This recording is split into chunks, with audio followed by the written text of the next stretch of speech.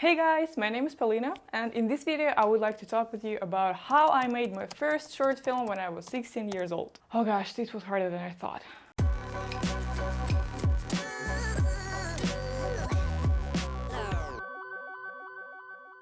If you haven't seen my film, you can do so now by using the link that is available somewhere here. You can watch it and then come back to listen to the story behind it. This video will have two parts because the whole process, starting from forming the idea to the day when this film was first shown to someone, lasted for almost a year. So I have a lot to share, guys.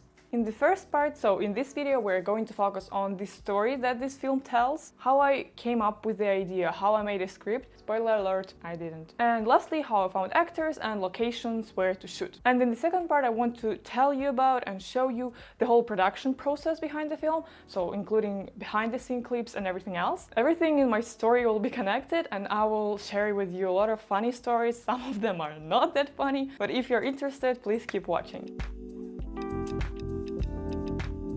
Let's start with the reason. At that time I was studying in a college. Yeah, my school was weird. It was a college and a high school at the same time. And in the end I received a diploma of a regular high school graduate and a diploma of a visual media arts specialist. Yeah, let me know in the comments if you would like to hear more about my school and my studies there.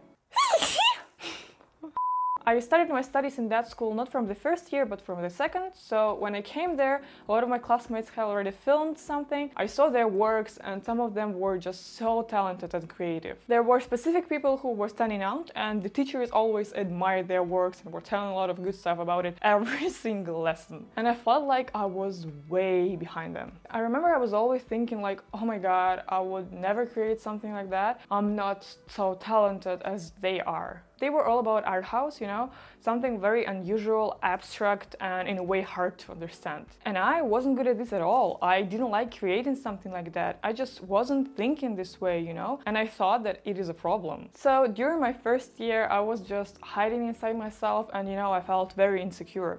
But a year later, I was like, Paulina, you think that they believe that you're not a talented filmmaker and you already started thinking that yourself, but the problem is that you didn't make any film yet and you cannot give up on yourself unless you try.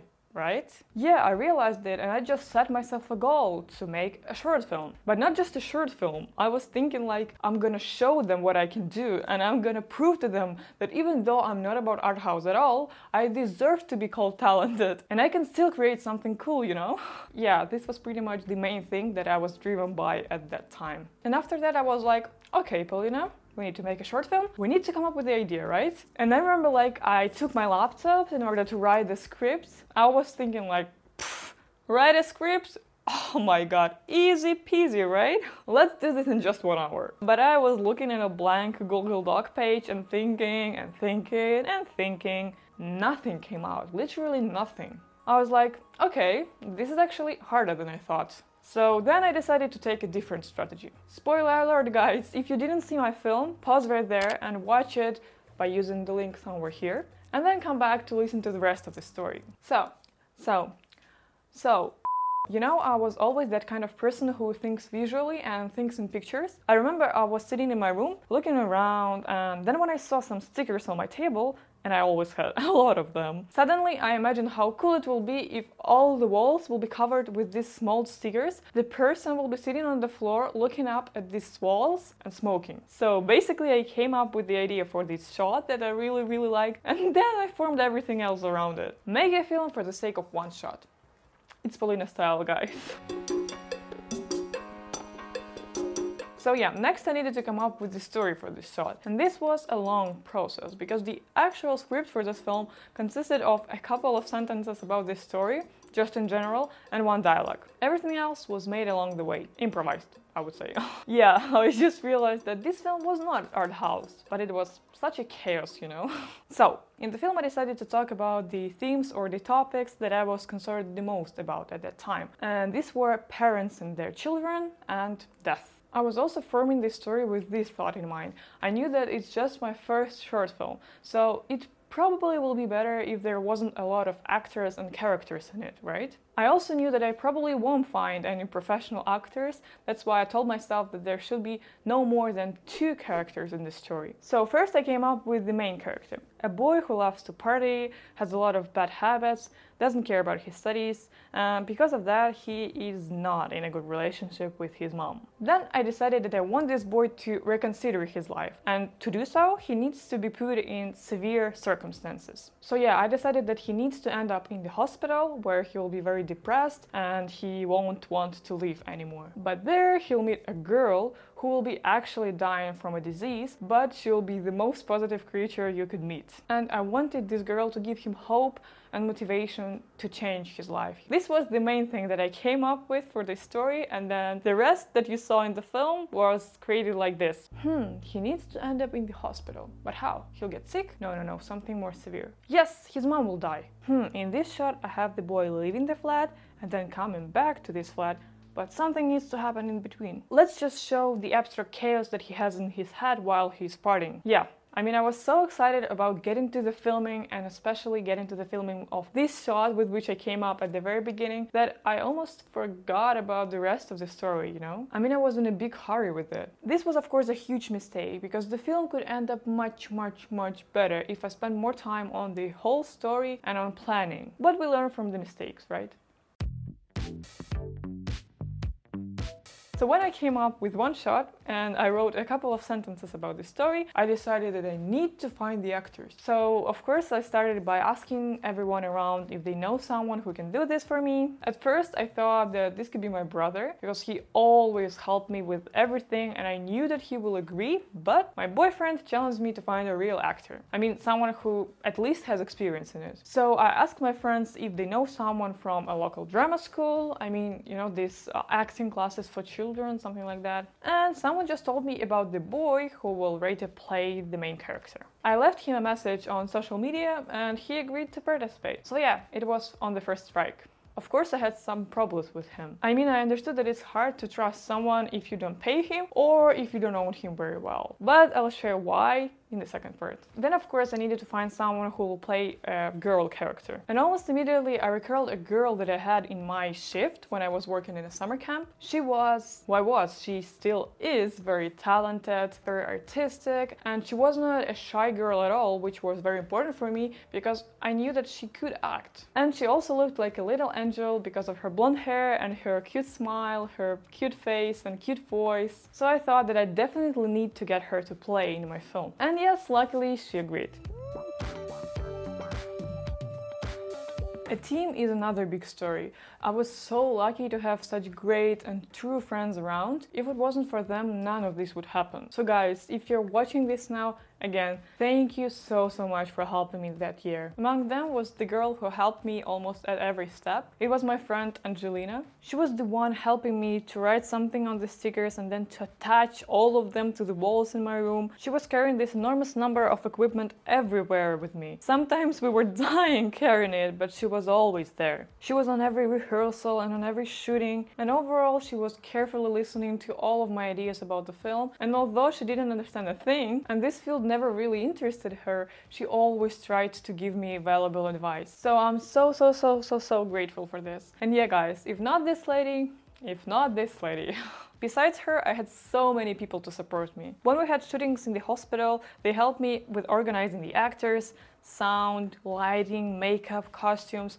They were helping me during rehearsals, so I cannot take all the credit for this film. These guys are a huge part of it. For example, my friend Milana played a crucial role in finding the locations. As you can see from the film, I had several of them. Let's go from the easiest to the most challenging. Milana, of course, played a huge role in finding the most challenging one. The first location is my room with stickers. So that's my house, nothing could be easier. However, I didn't tell my parents that someone will be smoking in our flat. No one smokes in my family and my father is pretty strict with everything that concerns the flat. So there were some moments, but I'll share them with you in the second part when I will be talking about the filming process. I also used my flat for all the other small shots like candles, matches, my little brother, flowers, stickers and lipstick. Next was another flat. For my film I needed a flat that has a typical hallway with a bathroom near it. My parents' flat was not good for this simply because the walls in the hallway were yellow and I needed something more neutral or depressed. You understand what I mean, right? I also needed this flat to be empty at the times of shootings because I simply needed silence in order to film everything that I wanted. And in my flat there is my little brother, my another brother, my father, so it was very hard to organize the emptiness in my flat. So my friend Angelina, do you remember Angelina? Suggested a flat of her aunt. I think her aunt had night shifts at her work sometimes, so there were the days when no one wasn't there. So this was a perfect match. Lastly, I needed a hospital. And as you can imagine, to organize the shootings in the hospital when you're not a professional filmmaker and you cannot pay anyone was pretty hard. At first I thought that I will simply come to the hospital, the interior of which I liked, and just ask them to film there.